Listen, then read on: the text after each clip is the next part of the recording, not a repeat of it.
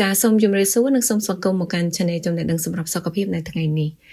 Channel យើងខ្ញុំនឹងធ្វើការណែនាំតាក់ទងជាមួយនឹងអត្ថប្រយោជន៍របស់ផ្លែសាវម៉ាវដែលល្អចំពោះស្ត្រីពពោះវិញម្ដងប៉ុន្តែស្ត្រីពពោះអាចញ៉ាំផ្លែសាវម៉ាវបានដោយពុំមានផលប៉ះពាល់អ្វីទាំងអស់ផ្ទុយទៅវិញបែរជាផ្ដល់នូវសារៈប្រយោជន៍ជាច្រើនចំពោះគាត់ប៉ុន្តែផ្លែសាវម៉ាវដែលទុំជ្រុលឬក៏ទុំចូលគឺមានផ្ទុកនូវជាតិអាល់កុលដែលអាចបង្កផលគ្រោះថ្នាក់ទៅដល់ម្ដាយនិងទារកក្រៅពីនេះទៅទៀតសាវម៉ាវដែលទុំចូលឬក៏ទុំជ្រុលគឺមានផ្ទុកនូវជាតិស្ករខ្ពស់ដែលអាចធ្វើឲ្យមានការប៉ះពាល់ទៅដល់ម្ដាយដែលកំពុងពពោះឡើងកើតជំងឺទឹកនោមផ្អែមគួរតែជៀសវាងទទួលទាននៅសាវម៉ាវណាដែលទុំជ្រុលនិងទុំចូល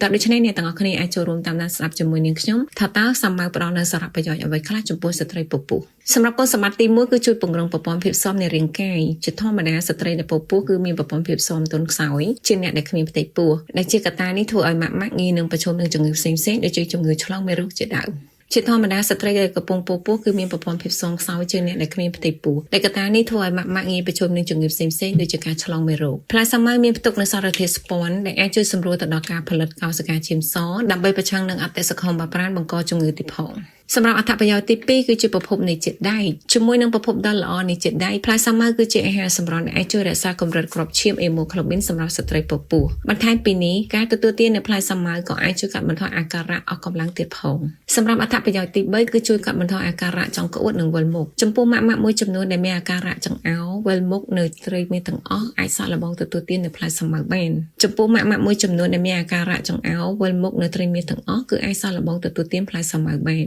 ព្រោះផ្លែសាវម៉ាវគឺអាចជួយកាត់បន្ថយអាការៈទាំងអស់នេះបានយ៉ាងមានប្រសិទ្ធភាពសម្រាប់គុណសម្បត្តិទី4គឺប្រឆាំងនឹងជំងឺទូទៅជាមួយគ្នានេះផងដែរផ្លែសាវម៉ាវក៏មានផ្ទុកនូវជាតិផូស្វ័រ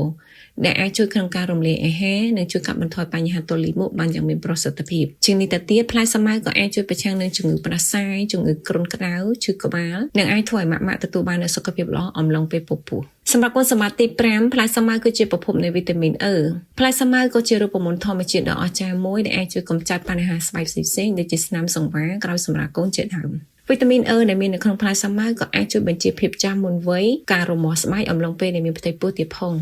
សម្រាប់គុណសម្បត្តិទី6គឺអាចជួយគ្រប់គ្រងសម្ពាធឈាមនិងកូលេស្តេរ៉ុលផ្លែសាវម៉ាវអាចជួយបង្កើនចរន្តឈាមដែលគ្រប់គ្រងនូវសម្ពាធឈាមហើយក៏អាចកាត់បន្ថយអាការៈហាមដៃនិងហាមជើងអំឡុងពេលមានផ្ទៃពោះទៀតផងសម្រាប់គុណសម្បត្តិទី7ចុងក្រោយគឺអាចជួយបន្សាបជាតិពុលនៅក្នុងខ្លួនសារធាតុពុលដែលមាននៅក្នុងរាងកាយរបស់យើងគឺជាមូលហេតុចម្បងដែលធ្វើឲ្យម៉ាក់ងាយឈឺប៉ុន្តែផ្លែសាវម៉ាវគឺអាចជួយកម្ចាត់សារធាតុពុលចេញពីរាងកាយរបស់យើង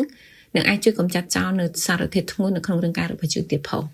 ចាហើយសម្រាប់អត្ថបទនេះផងដែរ Channel យើងខ្ញុំដកស្រង់ចេញពីគេហទំព័រក្នុងស្រុក Hello Group ចាសូមអរគុណអ្នកទាំងអស់គ្នាដែលតែងតែតាមដានក៏ដូចជាគ្រប់គ្រងនៅ Channel ចំណេះដឹងសម្រាប់សុខភាព